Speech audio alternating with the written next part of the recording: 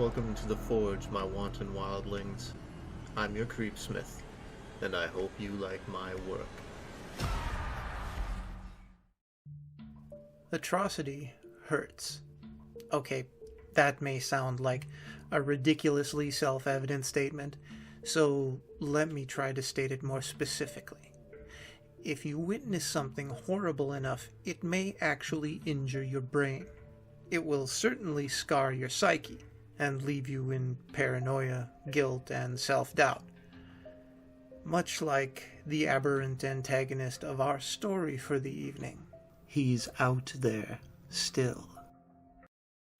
If you're reading this right now, it's necessary for you to get out of your house immediately. I don't know how or why this is happening, but as far as I'm concerned, it's not safe for anyone to be reading this inside right now.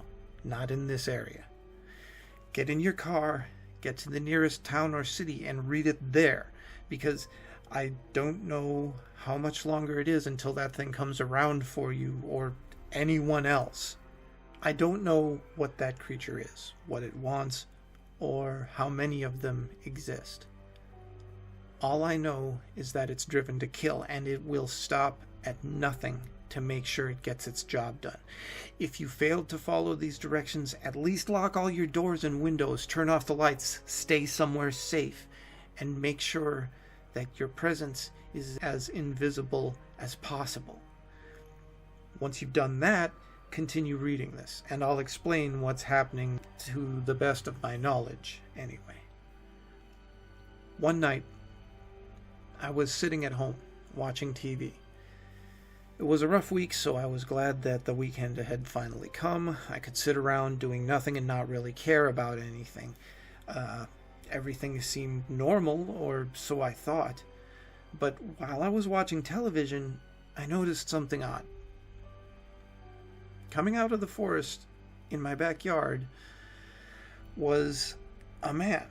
Well, I'm not sure that I could exactly call it that. He was about 5 feet tall, pale white, completely naked, and had very long arms. And I mean very, very long arms. They were dragging behind him like dead weight, and the way he walked almost made it seem like they were a burden to him.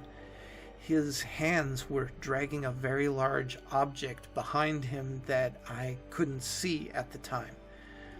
As he took each step, I noticed that he walked with a very lumbering motion. Each step seemed to drain the very life out of him. I almost wanted to help it, that is, until I saw its face.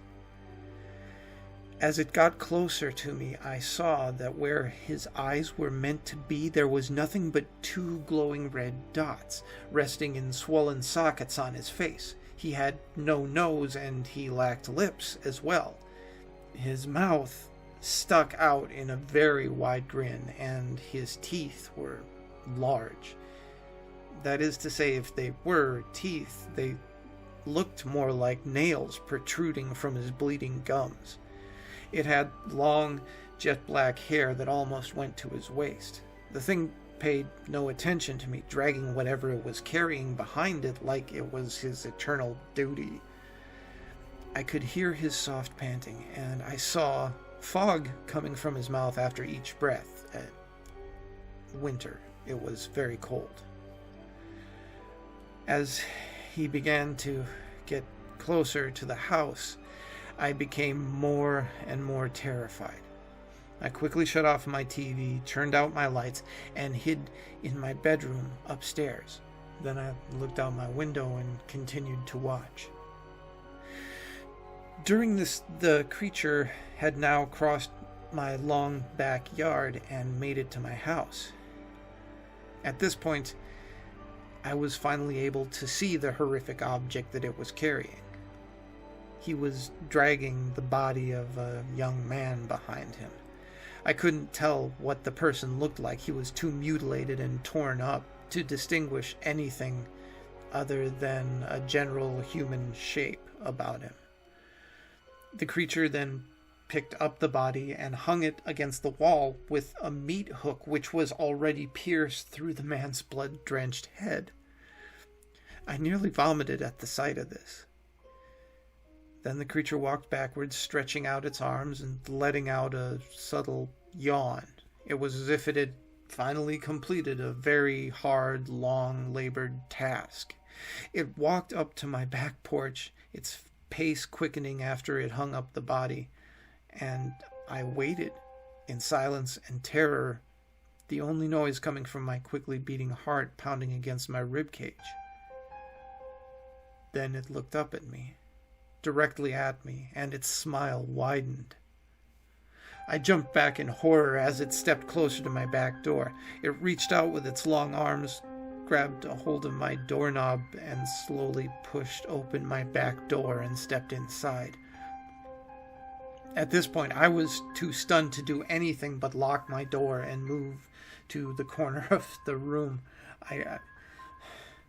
I cowered under a blanket like a child and waited in fear. I knew that I was next. I heard it climbing my staircase, making as little noise as possible. When it reached the top of my staircase, it stopped for a moment, as if complaining how best to mutilate me, and then it grabbed a hold of the doorknob and began to shake it violently. It kept shaking the doorknob, hoping to break in, but to no avail. I heard the creature walk down the stairs and head out the back door. I watched it as it slowly sulked back into the forest. I waited for a few minutes in case it came back with, I don't know, some kind of axe to chop the door down. I must have waited in my room for a half an hour before I finally decided it was safe. Then I quickly ran down the stairs and out of my house. I got into my car and I drove out of there as fast as I could. Whatever that creature was, I did not want to be around when it came back. I went to the nearest town and rented a hotel. I stayed there for the night and decided that I would report the incident to the police in the morning. I wasn't sure they'd believe me, but it was better than getting framed for a murder that I didn't commit. The next day, I got up and I drove to the police station to report the murders to the police. Right as I entered the station, however, I noticed that everything seemed somehow too calm. There were no missing person reports, no murder investigations. It's as if the body that I'd seen last night had never been discovered. It might as well have been my imagination, too, because when I returned home, the body wasn't there. In fact, there was no trace of any of last night's events happening. It was as if it were a dream. Yeah, that had to be it.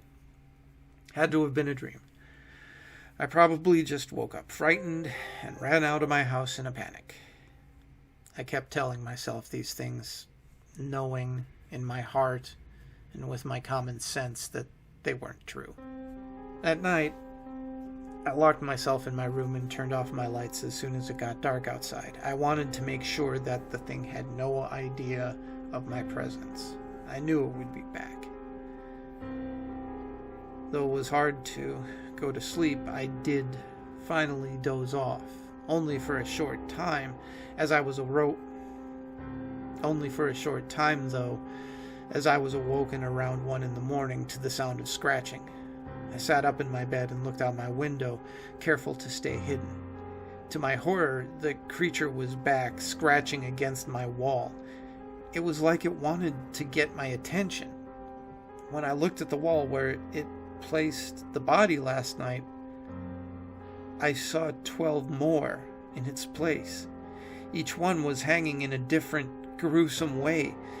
2 people hung upside down from barbed wire wrapped around their ankles. Others were nailed to the wall. One man was hanging from his intestines, which had been very precisely removed from his body and used as rope.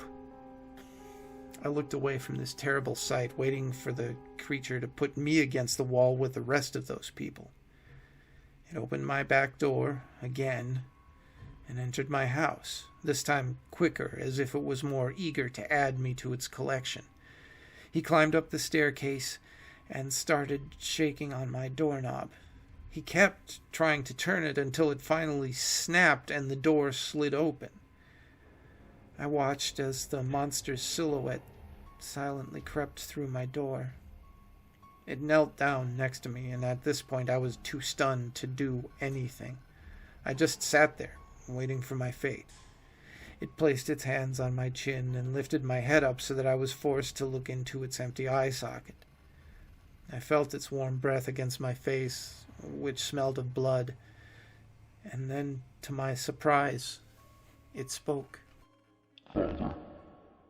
It spoke with a slow, raspy voice. I couldn't believe what I was hearing. This creature was calling me his father, speaking almost like a child saying his first words. I'd never had a son. I'd know if I did have a son and it looked like this. It almost looked sad while it spoke. Father? Are you scared, Father? Why are you scared? I kept staring at the creature in horror. What was going on? Did this thing really think that I was its father? I sat in awe and shock at this horrible thing. Father, look outside. It took long breaths in between each word as if talking were a struggle. I made a gift for you. Do you like it? I forced myself to look out the window at the horrific artwork that the beast had laid out for me to see.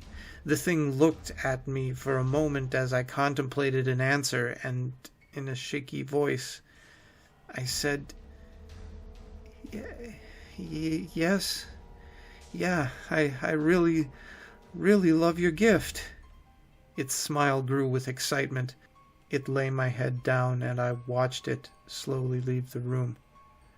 I sighed with relief and moved away from the doorway. Just as I did, however, the creature turned and looked at me and said something that still, to this moment, causes me to fear for my life and for everyone else's. Its final words to me are the reason that I'm getting this message out to everyone. As he crept out my door for the last time, he said, I am not done, Father. Stay here. I'm going to get more people. He hasn't returned yet. And you'll find that the cruelty of our reality is such that even though you do only what is, in the moment, needed to survive, it'll always occur to you that maybe it's your fault, even when it isn't. Yeah, I got no witty rejoinder for that one. Stay safe, wildlings, and don't be too hard on yourselves. You deserve better.